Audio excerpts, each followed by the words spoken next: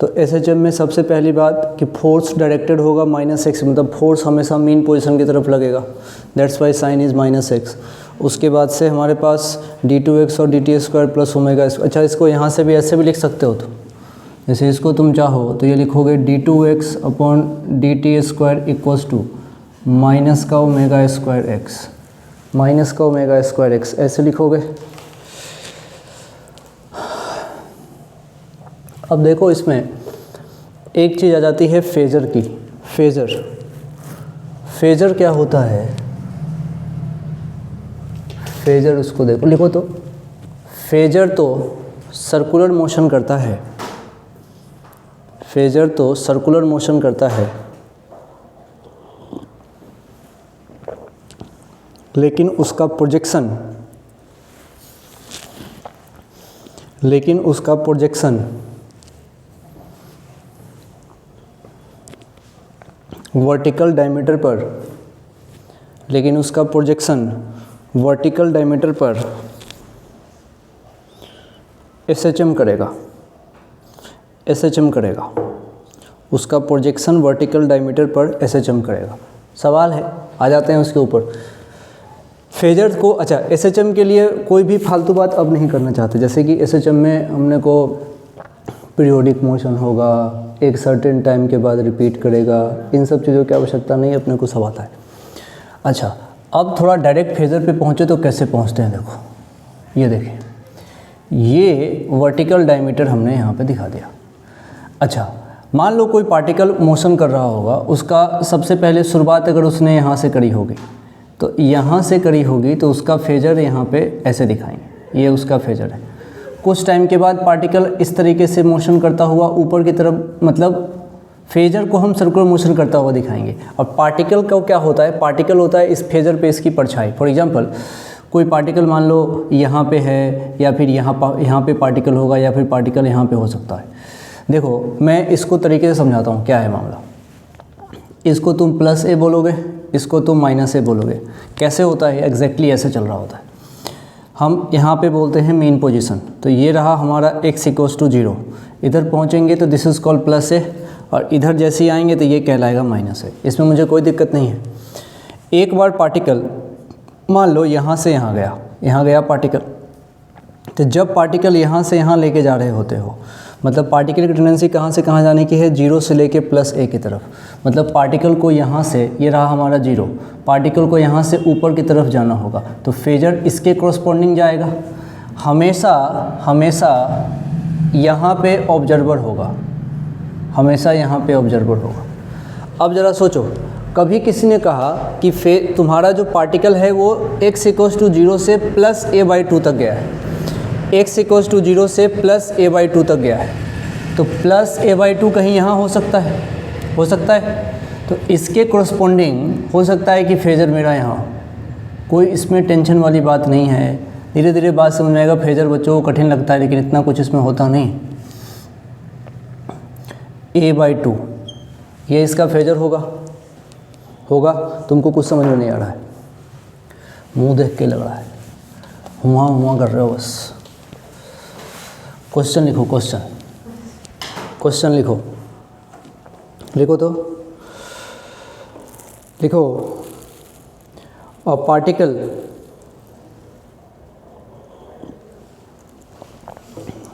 is at x = a/2.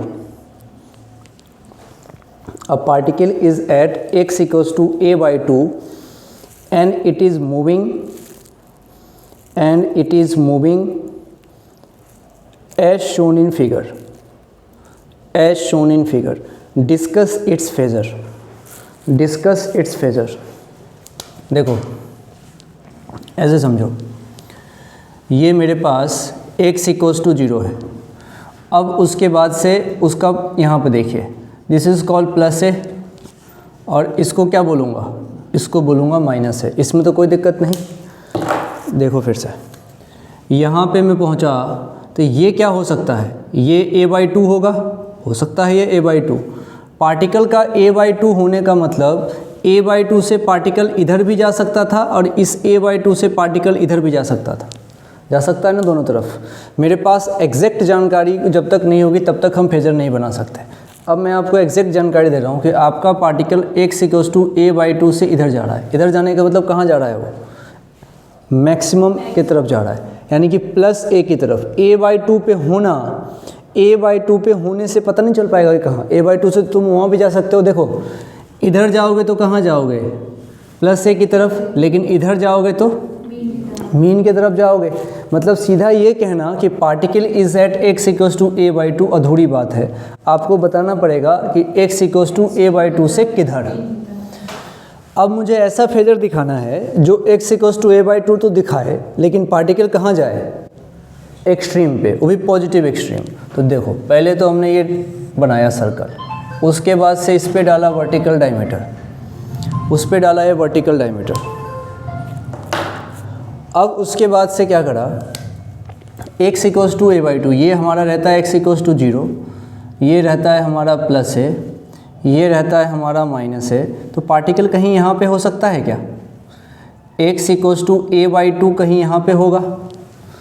अब इसके corresponding मैंने सेंटेंस बोला है, फेजर तो सर्कुलर मोशन करता है लेकिन उसका प्रोजेक्शन वर्टिकल डायमीटर पे, यानी कि ये जो लाइन है ना, सारे पार्टिकल इसी पे SHM करेंगे। और ये तो इसका तुमको कोई लेना देना नहीं है, बस ये एंगल मापने के काम में आएगा, तुमको तो वर्टिकल डायमीटर से मतलब है। और हमने कंसिडर करा है कि हम फेजर को एंटी क्लॉकवाइज चलाएंगे, हम फेजर को एंटी क्लॉकवाइज चलाएंगे। हम क्लॉकवाइज भी चला सकते हैं लेकिन हम एंटी क्लॉकवाइज चला रहे हैं। अब देखो a/2 पे फेजर कहाँ कहाँ हो सकता है, a/2 पे हो सकता है कि फेजर यहाँ हो सकता है, या फिर दूसरी पॉसिबिलिटी है कि फेजर यहाँ हो a/2 पे। अब इसकी, अब मान लो कि यहाँ पे कोई चीज़ रहे, उसकी परछाई भी यहाँ बनेगी, और यहाँ पे कोई चीज़ रहे, इसकी परछाई भी यहाँ बनेगी, परंतु फेजर तो एंटी क्लॉकवाइज तुम चला रहे हो। एंटी क्लॉकवाइज चलने का मतलब है कि यहाँ पे ऐसे। तो ज़रा सोच के देखो, अगर तुमने इसको सही माना, दिस इज़ पॉसिबिलिटी नंबर 1, और इसको तुम कहते हो पॉसिबिलिटी नंबर 2। अगर तुमने पॉसिबिलिटी नंबर 1 को सही माना फॉर एग्जांपल, तो मन से तुम सोच के देखो, यहाँ से तो नीचे आने का टेंडेंसी है कि नहीं, मतलब इसकी परछाई तो मीन पोजीशन की तरफ जा रही है, मतलब ये तो ऐसा हो जाता है कि नहीं। तो 1 नंबर पॉसिबिलिटी अपने को नहीं चाहिए भाई, अपने को तो ऊपर की तरफ बढ़ना है, तो हमारे लिए सही ये हो जाएगा। तो ये तो मैंने फेजर की पहचान बताई कि पॉसिबिलिटी हमेशा 2 आएगी, अपने को एक छांटना है। वो कैसे छटेगा, देखना पड़ेगा कि जा कहाँ रहे। अब ये फिक्स हो गया कि 2 नंबर सही है, ये रहा मीन पोजीशन। अब क्या करो, यहाँ से इसको एक वेक्टर से मिला दो, एक वेक्टर से मिला दो। जैसे ही इसको वेक्टर से मिलाओगे, ये एंगल कहलाएगा थीटा, ये एंगल कहलाएगा थीटा, और ये a/2 है तो इसका परपेंडिकुलर ये भी कितना होगा, a/2। अब आराम से हम थीटा फाइंड कर सकते हैं। अब उसके बाद से मुझे थीटा फाइंड करने के लिए जाएगा तो किसकी हेल्प लेंगे, साइन थीटा की।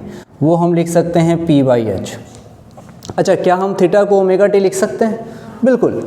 तो हम साइन थीटा के जगह पे यहाँ पे लिख सकते हैं साइन ω/t, और परपेंडिकुलर के जगह क्या लिखूँगा, a/2, और h के जगह a। तो एक और चीज़ समझ में आई कि जब हम फेजर की बात करते हैं तो एम्पलीट्यूड किसके थ्रू दिखता है, इसके रेडियस से। तो ये आ गया हमारा a। तो साइन ω2 की वैल्यू क्या आ गई, साइन ω/t की वैल्यू 1/2। समझ रहे हो। तो ये लिखने का तरीका है, यहाँ से जो भी चाहे अपन निकाल सकते हैं। सही है। तो थीटा कितना आएगा बताओ, 30 डिग्री।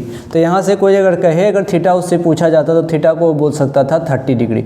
इसका मतलब मेरा फेजर यहाँ से। अच्छा, एक और चीज़, हमेशा फेजर यहीं से चलना शुरू करोगे, हमेशा। ये जो लाइन है ना, इस लाइन को रिफरेंस कहते हैं, इसका नाम हम दे रहे हैं रिफरेंस। मतलब सारा एंगल जितना कुछ है सब यहीं से मेजर करेंगे, और यहाँ से एंटी क्लॉकवाइज, फेजर को भी एंटी क्लॉकवाइज चलाएंगे। 2% आइडिया तो लगा होगा।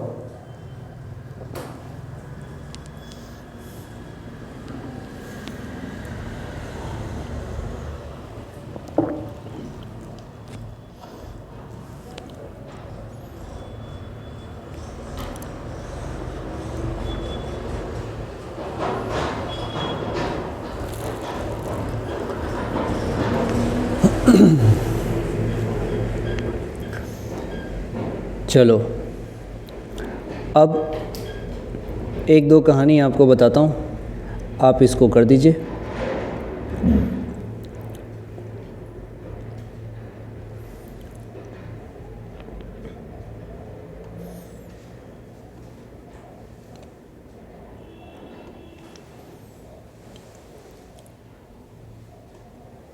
लिखो तो question,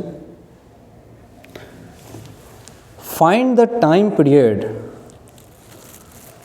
find the time period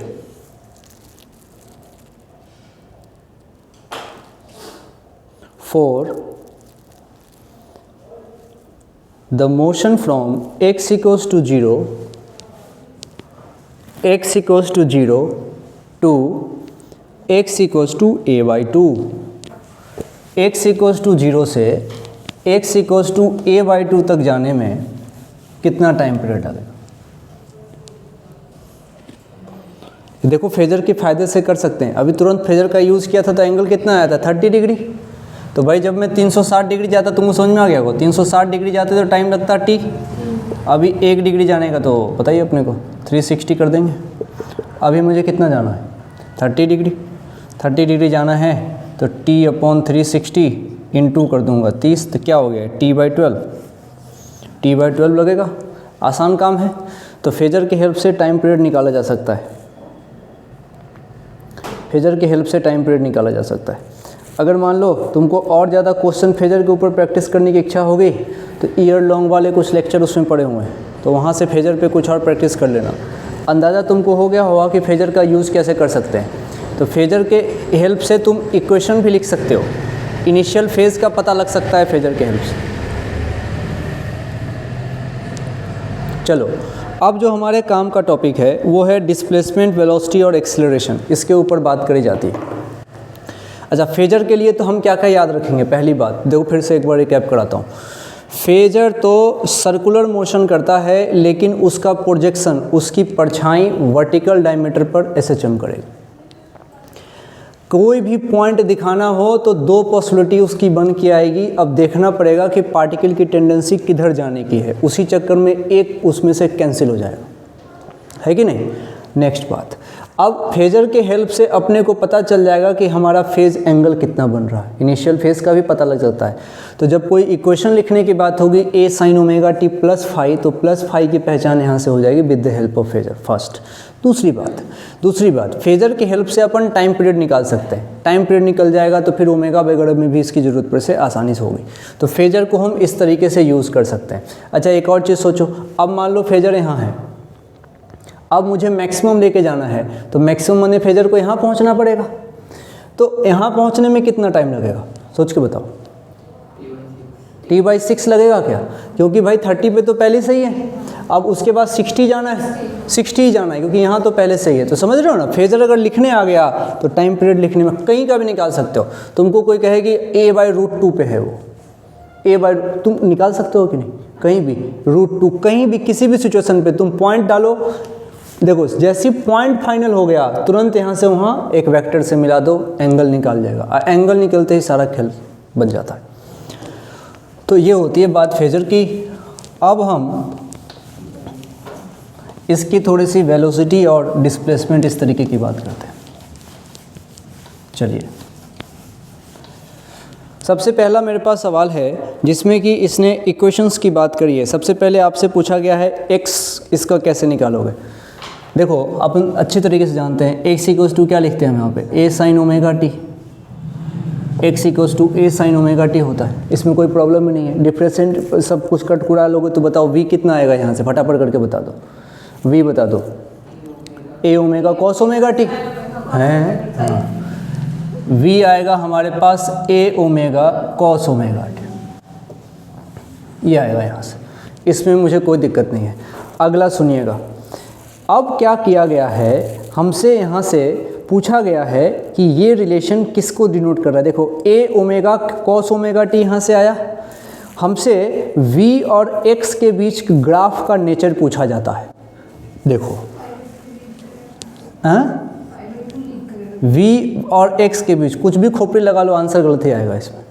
v और x के बीच ग्राफ पूछा जाता है कि यहाँ से v और x के बीच ग्राफ कैसा बनेगा। मैं तुमको बताता हूँ, थोड़ा सा एक आइडिया देता हूँ। देखो, इक्वेशन में यहाँ पे कॉस आ रहा है कि नहीं। सबसे पहले यहाँ देख के तो अपने को लग रहा है कि यार ये टाइम वाइम का फंक्शन है, लेकिन ऊपर भी v नीचे भी x दे दिया। मैं इसमें से इसको पहले साइन के फॉर्म में कन्वर्ट करूँगा, और साइन के फॉर्म में कन्वर्ट करके इसके जगह x पुट करूँगा, तब जाके तुमको पता चलेगा कि ये तो इलिप्स के इक्वेशन को सेटिस्फाई कर रहा है। अब चूंकि बात हम क्रैश कोर्स के अंदर कर रहे हैं इसलिए इसके डेरिवेशन पे नहीं जा रहे हैं, नहीं तो मैं तुमको यहाँ पे बच्चों को मैं प्रूफ करके दिखाता हूँ कि ये इलिप्स है। तो अब आप मानिए कि v और x के बीच का जो ग्राफ है ये यहाँ से इलिप्टिकल ग्राफ बनेगा। याद रखिए अब फिलहाल तो इसका ग्राफ बनेगा ellipse.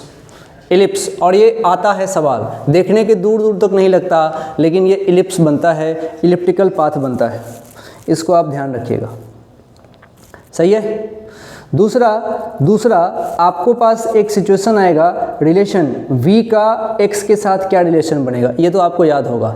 v equals to omega times under root a square minus x square. याद है क्या? याद नहीं है क्या? v equals to omega times under root a square minus x square. अरे ये तो बहुत काम का रिलेशन है, ये तो बहुत काम का रिलेशन है। सब डेरिवेशन करते हैं जब हम ऐसे पढ़ते तो। अभी तो हम इसको समझ रहे हैं कि हमारा इसमें अभी हमारा देखो क्रैश कोर्स में टारगेट होता है कंसेप्चुअली स्ट्रांग होना कि भाई ये बात है, अब इसके आगे की बात करेंगे। तो अभी देखो तुम कहाँ फंसते, तुम इसके ग्राफ में फंस जाते हैं। तो ग्राफ हमने क्या डाला, v और x के बीच ग्राफ जो होगा वो कैसा बनेगा, इलिप्टिकल। तो इलिप्टिकल बनेगा, आने लायक सवाल है पहली बात। तो दूसरी बात, v का इक्वेशन ओमेगा टाइम्स ए स्क्वायर माइनस एक्स स्क्वायर। अच्छा बताओ x क्या होगा, कोई भी पोजीशन हो सकता है, a उस पोजीशन की मैक्सिमम वैल्यू हो सकती है जिसको अपन एम्पलीट्यूड बोलते हैं। अब जरा सोच के देखो, आराम से सोचना। एक पेंडुलम पकड़ लेता हूँ, इस पेंडुलम को यहाँ पकड़ता हूँ, ये देखो अब ये इस तरीके से आया, इसका कुछ ऐसे वाला मोशन चलेगा, इनका ऐसे चलेगा कुछ मोशन। अब ज़रा सोच के देखो, जब मैं यहाँ पे आऊँगा तो बिल्कुल मीन पोजीशन पे हूँ तो x कितना होगा, जीरो।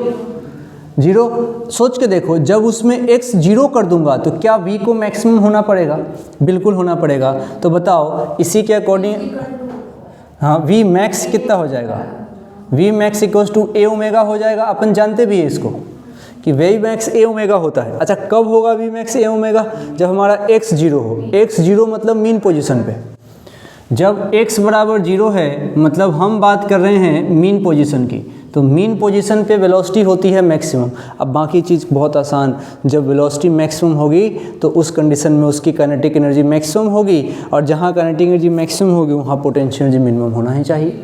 तो बस एनर्जी कंजर्वेशन वाली बात है, छोटी मोटी वहाँ करी जा सकती है, कोई दिक्कत वाली बात नहीं है।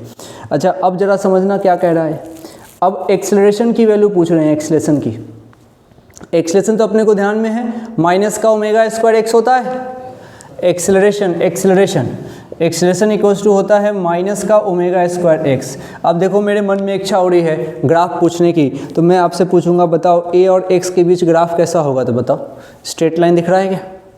तो यहाँ a और x के बीच ग्राफ पूछा जाता है, उसका नेचर पूछा जाता है। देखो v और x के बीच ग्राफ कैसा था, इलिप्टिकल। a और x के बीच ग्राफ कैसा होगा, स्ट्रेट लाइन, परंतु माइनस में है इसीलिए वो स्ट्रेट लाइन ऐसे जाएगा, ऐसे ये a और x के बीच जाएगा। y equals to mx plus c से कंपेयर करोगे तो ग्राफ का नेचर, ये स्लोप हमारा नेगेटिव होना चाहिए ना, और इंटरसेप्ट 0 होना चाहिए। तो इस तरीके से चलेगा ग्राफ। तो ग्राफ पूछा जाता है तो ग्राफ हमने कर लिया। तो ये इसकी बात है। उसके बाद से हमसे पूछा जाता है वैल्यू, ठीक है। तो वैल्यू तो अच्छा याद रख सकते हैं क्या अपन इतना? तुम बोलोगे कितना याद रखना है, तो भाई जो यहाँ की चीज़ें लिखी है ना ये सब आपको पता होना चाहिए। दिस इज द कंडीशन, ये सब पता होना चाहिए। v की वैल्यू इतनी होती है, v मैक्स आपको समझ में आ जाएगा, और ये पूरा का मीन पोजीशन, एक्सट्रीम पोजीशन, कोई दिक्कत वाली बात इसमें नहीं है। चलिए आगे, eight extreme point velocity becomes 0, कोई प्रॉब्लम नहीं, ठीक है। तो एक्सट्रीम पॉइंट पे वेलोसिटी 0 कैसे हो जाएगी, क्या करूँगा मैं, x को a पुट कर दूंगा क्या? जब मैं एक्सट्रीम पे जाऊंगा, एक्सट्रीम क्या होता है, ऐसे ही होता होगा। देखिए ये x इक्वल्स टू 0 होता होगा, और इस x इक्वल्स टू 0 को अगर आपने कह दिया मीन पोजीशन, तो ये तुम्हारे पास पॉजिटिव एक्सट्रीम हो गया, ये आपका निगेटिव एक्सट्रीम हो गया। तो x इक्वल्स टू जैसे आप a करेंगे मतलब कहानी हो जाएगी 0, ओवरऑल 0, मतलब एक्सट्रीम पोजीशन पे जाऊंगा तो वेलोसिटी खत्म हो जाती है। एक्सेलरेशन के साथ क्या होगा, वो मैक्सिमम होगा क्या? सोचो, जब मैं x को जब मैं a पुट कर दूंगा तो एक्सलेशन वहाँ पे जाने के बाद मैक्सिमम हो जाएगा। इस निगेटिव का मतलब है कि डायरेक्शन अपोजिट है, बस रीस्टोरिंग वाली बात चल रही है क्या? बिल्कुल, तभी तो यहाँ माइनस का साइन आया होगा। ठीक है, बढ़िया बात है, इसमें कोई प्रॉब्लम नहीं है अपने को। चलिए, तो ग्राफ का ध्यान रख सकते हैं, ग्राफ इसमें जो है आप आराम से कर सकते हो। v और x के बीच का ग्राफ ध्यान रखना, इसमें से सवाल पूछते हैं वो कई बार। चलिए, एक क्वेश्चन लिखो तो, अपने नीट के सवाल हैं, कर लेते हैं। लिखिए पहला सवाल, particle execute SHM, particle execute SHM with maximum velocity alpha, particle execute SHM with maximum velocity alpha, maximum acceleration beta, maximum velocity alpha, maximum acceleration beta, then calculate time period। फटाफट कर दो, calculate time period।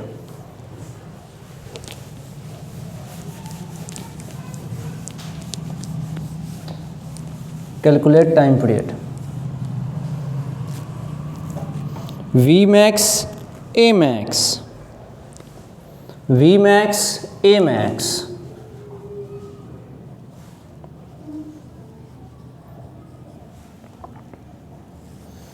Vmax A omega, Amax minus का omega square into ए से ए हट गए, इस omega से ये हट गए। अच्छा, और ये वैल्यू भी दे रखे हैं, वैल्यू भी दे रखे हैं। वी मैक्स कितना दे रहे हैं? वी मैक्स कह रहे हैं अल्फ़ा और ए मैक्स कह रहे हैं बीटा। ओके, वी मैक्स कह रहे हैं अल्फ़ा, ए मैक्स कह रहे हैं बीटा, यानी कि 1 upon omega alpha upon beta. ये माइनस में साइन है, माइनस का विशेष कोई लोड नहीं। हमसे क्या पूछ रहे हैं? हमसे पूछ रहे हैं टाइम पीरियड, टाइम पीरियड। अरे माइनस का कोई टेंशन नहीं ना, अपन मोड ले लेंगे। टाइम पीरियड, टाइम पीरियड का मतलब क्या होता है? 2 pi by t. Okay, 2 pi by omega. T equals to तुम लिख सकते हो 2 पाई बाई ओमेगा, यानी कि ये रहा 2 पाई और into omega alpha by beta. यही सवाल है, अपने नेट में पूछा हुआ है, कर सकते हैं, कोई प्रॉब्लम नहीं। चलो, बढ़िया बात है। चलिए, अच्छा ग्राफ वगैरह में, ग्राफ वगैरह की बात कर सकते हो। ग्राफ वगैरह में जैसे तुमको एक इक्वेशन देता हूँ, सुनना। x equals to a cos omega t दे दिया, लिखो तो क्वेश्चन लिख लो। x इक्वल्स टू लिख लो a cos omega t, x equals to लिख लो ए कॉस ओमेगा टी। और तुमसे कहा जा रहा है कि बताइए एक्सेलरेशन वर्सेस टाइम का कौन सा ग्राफ होगा? एक्सेलरेशन वर्सेस टाइम का कौन सा ग्राफ होगा?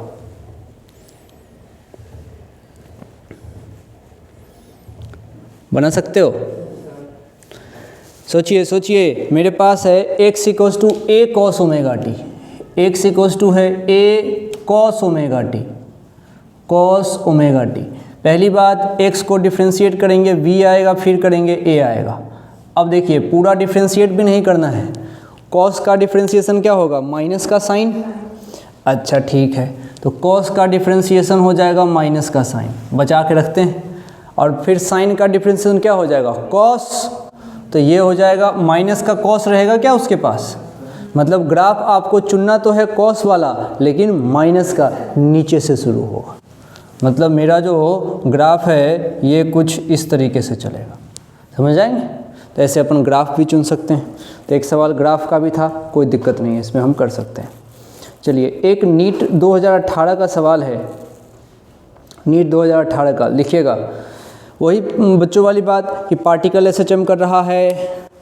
अब लिखो, एक्सेलरेशन दे रखा है 20 मीटर पर सेकेंड स्क्वायर। एक्सेलरेशन दे रखा है 20 मीटर पर सेकेंड स्क्वायर, 20 मीटर पर second square. Find its time period, find its time period when it is at a distance of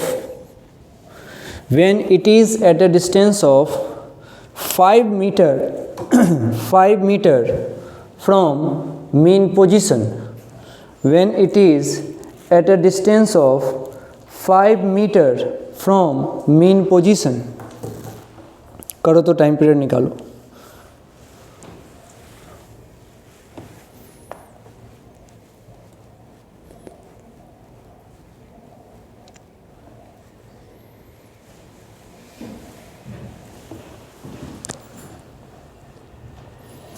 सबसे पहली बात,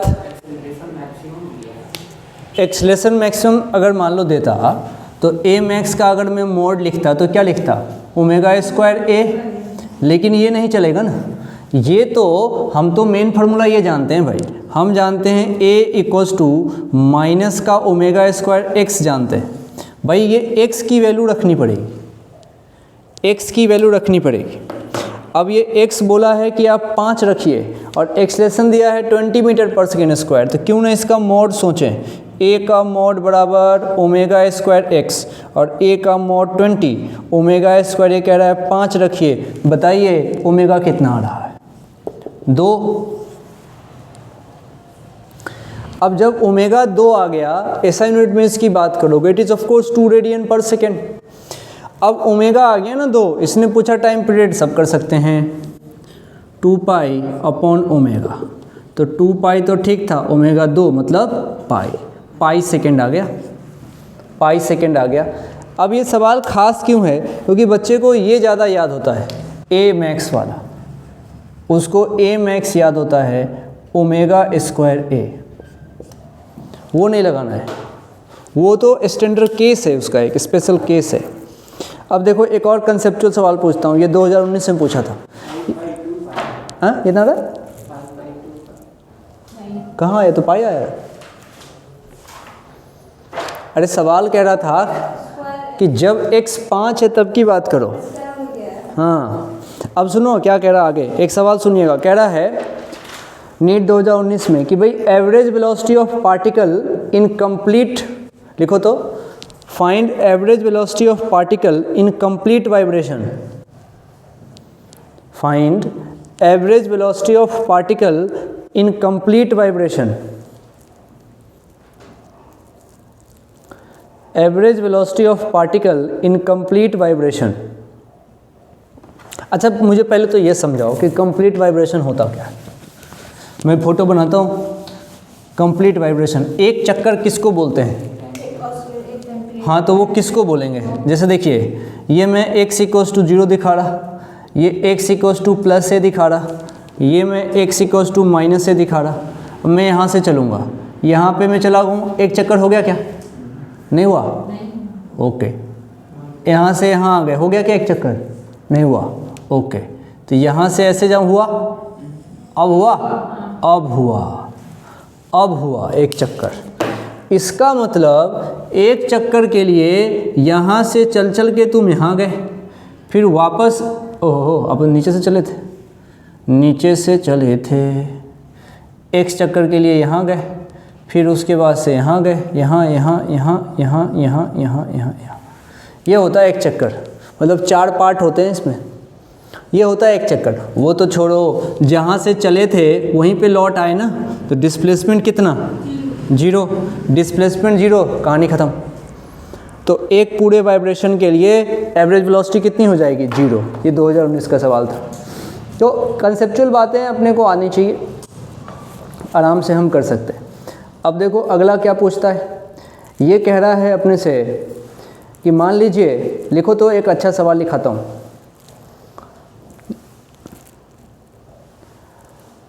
लिखो 2 particles execute SHM having same angular frequency. 2 particles execute SHM having same angular frequency and amplitude 20 centimeter. if the maximum separation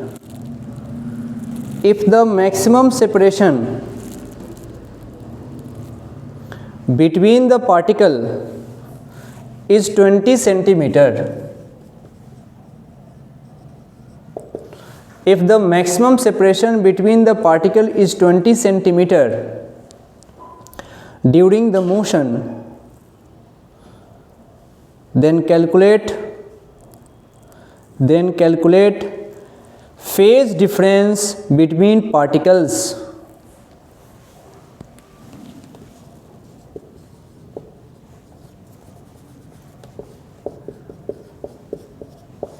ये formula आपको मैं दे रहा हूँ, ये आप ध्यान रख सकते हैं डायरेक्ट। ये जेई का सवाल है जो अपन कर रहे हैं अभी,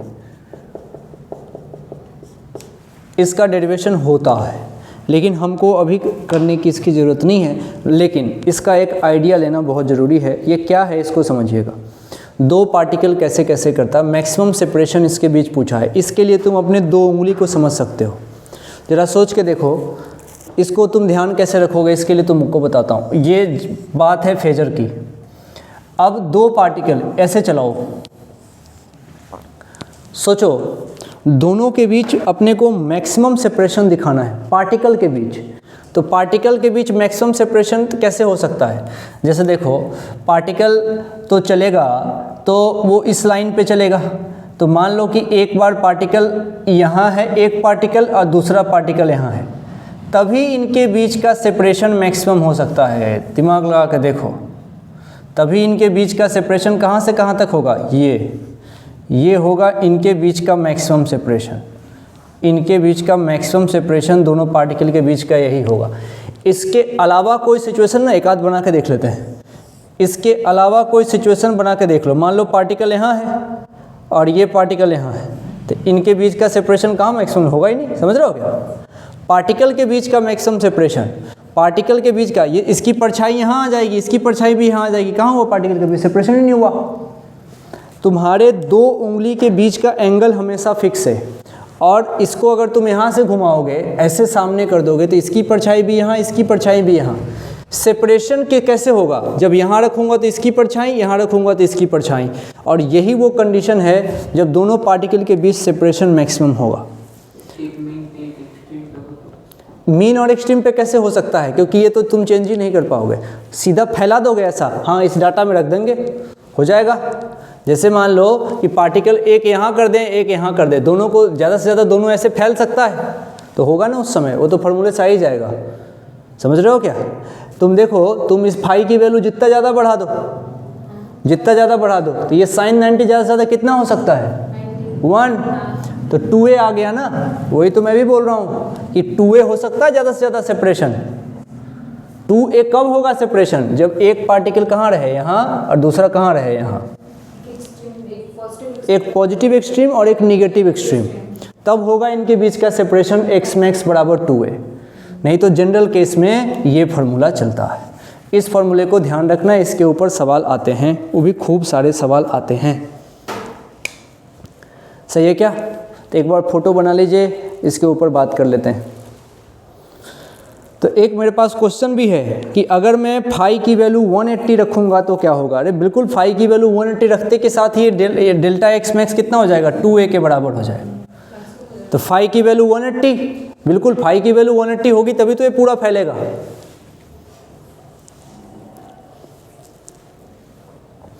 अब जो ये क्वेश्चन दिया गया है इसमें तो खैर जान ही नहीं है, अब तो इसमें सीधे वैल्यू बिठाना है, आंसर आ जाएगा। बताओ, इसने डेल्टा x मैक्स कितना दे रखा था? 20। हाँ, अब रखिए इसको, तो डेल्टा x मैक्स को रख दो यहाँ पे 20 इक्वल्स टू 2। हाँ, एम्पलीट्यूड की बात पूछ लेते हैं। एम्पलीट्यूड भी बोलता है 20, बहुत बढ़िया। एम्पलीट्यूड भी कह गए 20, और उसके बाद से बात आ रही है साइन की। अब उसके बाद से एंगल, इन्होंने हमसे एंगल पूछ दिया, एंगल पूछ दिया है, तो बस हो गया। डेल्टा फाई बाई 2, 2 से 2 निकल गए, तो साइन फाई बाई 2 की वैल्यू क्या आ रही है? साइन फाई बाई 2 की वैल्यू इधर से 2 इधर जाकर नीचे आ जाएगा ना, तो आंसर मेरा कितना आएगा? फाई बाई 2 30 आ रहा है ना। हाँ, तो फाई 60 आ जाएगा। तो यहाँ से फाई जो तुम लेके आओगे, ये ले आओगे 60। साइन 5/2 1/2, यानी कि साइन 5/2 30, तो फाई कितना हो गया, फाई कितना हो गया 60, फाई हो गया 60। यही बात इसने हमसे पूछी। तो मैं चाहता हूं कि तुम इस फोटो को, जो डायग्राम अभी हमारा बना है, इसको आप बना के रख लीजिए, तो आपका काम आसान हो जाएगा। फॉर्मूले वाली कॉपी में इस डायग्राम को बना लीजिएगा। ये एंगल कितना आ रहा है, वही Δφ/2, ये भी हमारा Δφ/2, बना के रख लोगे, आसानी होगी। चलिए अगला सवाल हमसे एनर्जी की बात कर रहे हैं, एनर्जी रिलेटेड टू SHM। आओ बात करते हैं। मिटाऊं क्या इसको,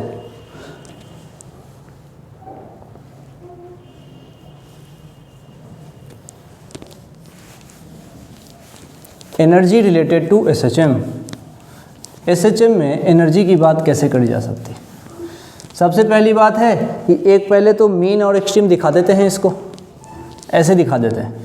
ये दिखा देते हैं मीन पोजीशन, ये दिखा देते हैं पॉजिटिव एक्सट्रीम, ये दिखा देते हैं इसका निगेटिव एक्सट्रीम।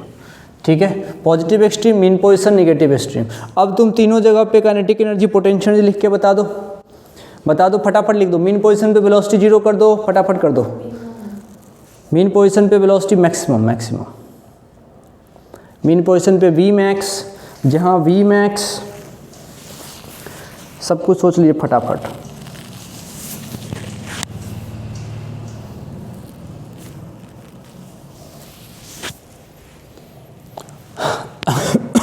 अगर लिख लिया तो मैच करें। मीन पोजीशन पे v बराबर मैक्स, इसके चक्कर में काइनेटिक एनर्जी बराबर मैक्स, इसके चक्कर में पोटेंशियल एनर्जी जो होगी वो होगी मिनिमम। जब मैं एक्सट्रीम पे जाऊंगा तो v बराबर होगा हमारा मिनिमम, और v बराबर मिनिमम का मतलब काइनेटिक एनर्जी की वैल्यू होगी मिनिमम। काइनेटिक एनर्जी जहाँ मिनिमम होती है वहाँ पोटेंशियल एनर्जी होती है मैक्सिमम। जो हाल यहाँ पे होगा वही हाल यहाँ पे भी होगा। सही है, तो यही इसकी बात है। अच्छा, अब हमसे वी मैक्स की वैल्यू अपन जानते हैं कि वी मैक्स क्या होता है, ए ओमेगा। वी मैक्स होता है ए ओमेगा, कोई दिक्कत नहीं। एक तुमको काम देता हूँ लिखना, right the value of maximum kinetic energy, write the value of maximum kinetic energy. खुद से लिख लो। मैक्सिमम काइनेटिक एनर्जी कितना लिख सकते हो, के ई मैक्स, कभी कभी इसको के मैक्स भी पढ़ लेंगे। तो के मैक्स पढ़ूंगा, इसके लिए क्या होना पड़ेगा, हाफ एम वी को मैक्स होना पड़ेगा। तो तुम जानते हो ये हो जाएगा हाफ एम, तो ठीक है, वी मैक्स को तुम बोलोगे ए ओमेगा का स्क्वायर, तो ये क्या हो जाएगा half m a square omega square. याद करने की आवश्यकता नहीं है, ऐसे ही ध्यान रहता है। तो half m a square omega square, this is maximum value of kinetic energy. और जहाँ काइनेटिक एनर्जी मैक्सिमम होगी वहाँ पोटेंशियल मिनिमम होगा, इससे मुझे कोई दिक्कत नहीं है। सही है, यही सब बच्चों वाली बात है। तो ये हमने कहाँ की काइनेटिक एनर्जी निकाली हो गई, नहीं ये मीन है ना, ये हमारे लिए मीन है। मीन पे हमने काइनेटिक एनर्जी को मैक्स किया। तो बताओ यहाँ पे पोटेंशियल एनर्जी कितनी हो सकती है। मान लो इसको रेफरेंस ले लिया, तो इस यू मीन लिखोगे। हमने कह दिया चलो आज ये 0 है, रेफरेंस लेंगे तो रेफरेंस की पोटेंशियल एनर्जी 0 लेते हैं, तो इसकी पोटेंशियल एनर्जी 0 है। तो बताओ यहाँ पे टोटल एनर्जी कैसे निकालोगे, काइनेटिक के साथ पोटेंशियल को जोड़ते हैं तो यहाँ पे टोटल जोड़ोगे तो ये काइनेटिक के बराबर हो जाएगा। ये छोटी मोटी बातें हैं, इसमें आपको कोई दिक्कत नहीं, आपको करने आता है। अब ज़रा तुम एक बात बताओ, अगर तुमसे पूछा जाए कि काइनेटिक एनर्जी या फिर potential energy with respect to x निकालना है, तो उस वैल्यू को कैसे निकाला जा सकता है। लिखो, तो एक क्वेश्चन देता हूँ, write the value of kinetic energy, write the value of kinetic energy with respect to x, write the value of kinetic energy with respect to x. Kinetic energy को x के रिस्पेक्ट में लिख के बताओ, kinetic energy को x के respect में लिख के बताओ। ये तो मैक्स की बात चल रही थी, अब ये सब हटाइए, अब काइनेटिक एनर्जी को x के रिस्पेक्ट में लिख के दिखाइए, x के रिस्पेक्ट में। अच्छा, तो x के रिस्पेक्ट में कैसे लिखें भाई, तो x के रिस्पेक्ट में वेलोसिटी लिख दूंगा, तो x के रिस्पेक्ट में काइनेटिक एनर्जी मिल जाएगी। लिख दीजिए फटाफट। तो हाफ m v नहीं, v की जगह लिखूंगा omega under root a square minus x square, और इसका कर दूंगा स्क्वायर है कि नहीं। स्क्वायर करते ही रूट खत्म हो जाएगा, तो ये बन जाएगा हाफ m ओमेगा स्क्वायर, और साथ में लिखा हुआ है टर्म। इसकी ज़रूरत आपको पड़ेगी खूब, और इसको याद रख लो तो भी कोई दिक्कत नहीं, नहीं रहा तो लिखने अपने को आना चाहिए, वेलोसिटी तो पता होनी चाहिए। तो बताओ, लिख सकते हो हाफ m ओमेगा स्क्वायर और साथ में ए स्क्वायर माइनस एक्स स्क्वायर। ये क्या है? ये है एक्चुअल काइनेटिक एनर्जी। सही में तो यही है, बिल्कुल सही काइनेटिक एनर्जी। कोई तुमसे पूछे तो ये आएगा। इसके हेल्प से तुम कहीं की भी काइनेटिक एनर्जी निकाल सकते हो, कहीं के भी। जैसे किसी ने कहा, यहाँ से किसी ने कहा भाई मेरे को तो मीन पोजीशन पे बात करनी है, तो मीन पोजीशन पे बात करेंगे तो पुट x इक्वल्स टू 0। देखो मैक्सिमम बन जाएगा कि नहीं। कोई तुमसे कहेगा कि नहीं मुझे तो एक्सट्रीम पोजीशन पे बात करनी है, तो कहोगे ठीक है पुट कर लो। क्या पुट कर लो? x equals to a put करते ही कहानी ख़त्म। हम भी तो यही कह रहे थे कि एक्सट्रीम पे जाने के बाद वेलोसिटी ख़त्म हो जाती है, काइनेटिक एनर्जी भी ख़त्म हो जाती है। यही इसने पूछा है, तो इसके हेल्प से बात कर सकते हैं। अब किसी के मन में शैतानी आएगी, वो कहेगा ग्राफ बनाइए, बताइए काइनेटिक एनर्जी और x के बीच का ग्राफ। ये देखो काइनेटिक एनर्जी इधर रही, x इधर रहा है, स्क्वायर लग रहा है, स्क्वायर लग रहा है, तो काइनेटिक एनर्जी और x के बीच का ग्राफ ऐसे आता है, ऐसे, है ना। और ये हमारा आता है x इक्वल्स टू 0, ये आता है x इक्वल्स टू a, ये आता है x इक्वल्स टू माइनस। नीचे ऐसे वाला क्यों आया? देख लीजिए, ऐसा ही होगा क्योंकि 0 जब होगा तो इसको क्या होना पड़ेगा? मैक्सिमम। मीन पोजीशन पे काइनेटिक एनर्जी मैक्सिमम, तो ग्राफ ऐसा आएगा। ये इसकी बात है, पूछा हुआ सवाल है, ध्यान रखने की ज़रूरत है। दूसरा, वो थोड़ी सी शैतानी कर रहा है, वो कह रहा है कि नहीं भाई आप तो मुझे पोटेंशियल एनर्जी निकाल के बताओ। ठीक है भाई, क्या दिक्कत है? उल्टा हो जाएगा। पोटेंशियल एनर्जी को कैसे निकाल सकते हैं? पोटेंशियल एनर्जी के तुमको याद है हाफ के एक्स स्क्वायर होता है। Potential energy half k x square. इस पे सवाल भी है, कोई दिक्कत नहीं है, सवाल भी आप कर सकते हो। एक रिलेशन अगर आपको याद हो, एफ इक्वल्स टू माइनस का D you by D x होता है, याद है क्या? एफ इक्वल्स टू होता है माइनस का D you by D x, है कि नहीं। अब यहाँ से डी यू निकालोगे तो क्या लिखोगे? एफ इंटू डी एक्स, और एफ को क्या पुट कर दोगे? के एक्स, उसका स्क्वायर करोगे तो यहाँ से ये वैल्यू आ जाएगी you equals to half k x square. Integration करते ही आ जाएगा। यहाँ यू और एक्स के बीच का ग्राफ भी पैराबोला हो, हाँ बिल्कुल यही है। तो अब वहाँ भी तो एसएचएम होता है भाई, जहाँ पे भी छोटा डिस्प्लेसमेंट हो रहा हो और जो हमारा फोर्स है वो अगेंस्ट लगे डिस्प्लेसमेंट के, वहाँ एसएचएम है। एंगल छोटा होना चाहिए, लीनियर डिस्प्लेसमेंट में डिस्प्लेसमेंट छोटा होना चाहिए। तो ये ग्राफ कैसा चला जाएगा? ये उल्टा जाएगा क्या? अगर इसी में बनाओ तो किताब में ऐसे बनाया हुआ रहता है, ऐसे। ये इस तरीके से बना सकते हैं, सवाल ऐसे आता है। अच्छा, किसी किसी सवाल में कह रहा है कि मानिए कि शुरुआत में किसी कारण से, शुरुआत में देखो अभी तो ऐसा किया तुमने, क्या दिया था कि भाई जब मोशन शुरू हो रहा था इसके पास पोटेंशियल एनर्जी नहीं थी, तो ग्राफ ब्लू वाला देखो बिल्कुल नीचे से शुरू हो गया। किसी किसी क्वेश्चन में अगर तुमको ऐसा ग्राफ मिले ना पोटेंशियल एनर्जी का, तब भी घबराने की बात नहीं है। ये बिल्कुल वही हालत है जैसे कि किसी में ऐसा इक्वेशन दिया हुआ है और आपको कहे कि ऊपर v नीचे t है, इसका मतलब शुरुआत में कुछ इनिशियल वेलोसिटी थी। इसी तरीके से यहाँ पे इसके पास शुरुआत में कुछ इनिशियल पोटेंशियल एनर्जी रही होगी, नाम उसका यू नॉट रहा होगा। तो ऐसा भी ग्राफ चल सकता है पोटेंशियल एनर्जी का, यू वर्सेज एक्स का, लेकिन शेप तो ऊपर की तरफ ही रहेगा। कैसे याद रखोगे? याद रखना x इक्वल्स टू 0 पे काइनेटिक मैक्सिमम होती है और पोटेंशियल को मिनिमम होना पड़ेगा। मिनिमम मतलब 0 हुआ तो नीचे टच हो जाएगा, नहीं हुआ ऊपर रहेगा। इस तरीके से ग्राफ यहाँ पे पूछा जाता है। कोई कह रहा है भाई टोटल एनर्जी, टोटल एनर्जी तो बड़ा मजेदार है, तुम दोनों को जोड़ दो, दोनों को जोड़ दो। जो तुमने काइनेटिक का एक्सप्रेशन निकाला, हाँ, और जो तुमने पोटेंशियल का एक्सप्रेशन निकाला, दोनों को जोड़ दो। जैसे तुम दोनों को जोड़ोगे ना, एक बार जोड़ के देखो रफ में फटाफट। अभी तुमने x पे काइनेटिक का इक्वेशन निकाला था, हाफ m ओमेगा स्क्वायर, और साथ में तुमने लिखा था a square minus x square. उसको जोड़ो half m omega square x square से, देखो क्या आ रहा है, जल्दी जोड़ो। हाफ m कितना आया? दोनों को जोड़िए, काइनेटिक और पोटेंशियल दोनों को जोड़िए। जैसे तुम जोड़ोगे क्या आया बताओ? हाफ m ओमेगा स्क्वायर ए स्क्वायर आया क्या? Half m omega square A square.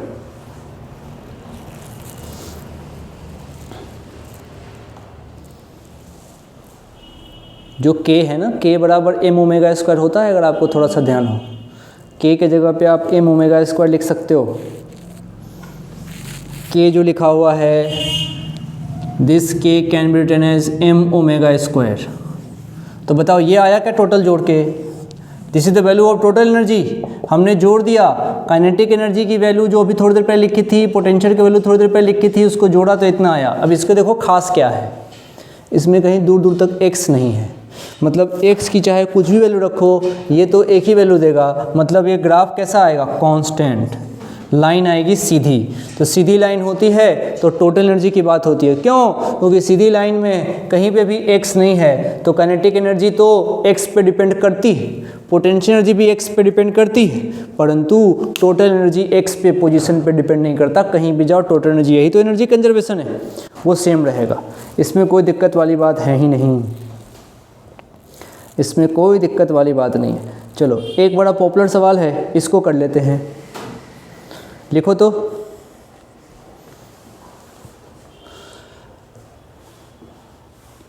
a particle is performing SHM such that 2a equals to 8, such that 2a, a बोले तो amplitude, 2a equals to 8 at what position from mean, at what position from mean its kinetic and potential energy becomes equal, at what position from mean its kinetic and potential energy becomes equal।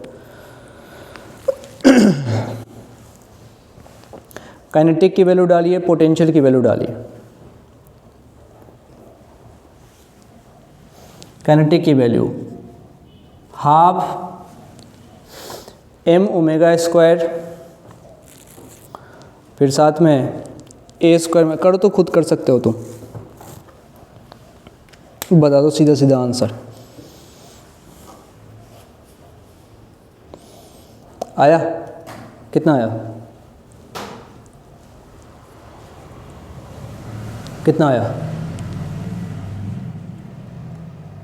बस बिठा दो ये तो, half m omega square a square minus x square kinetic equals to half k x square, के नहीं ये लिख दे रहा हूँ, m ओमेगा स्क्वायर, तो ये ख़त्म और एक्स स्क्वायर, तो जो a square minus x square है वही हमारा एक्स स्क्वायर है।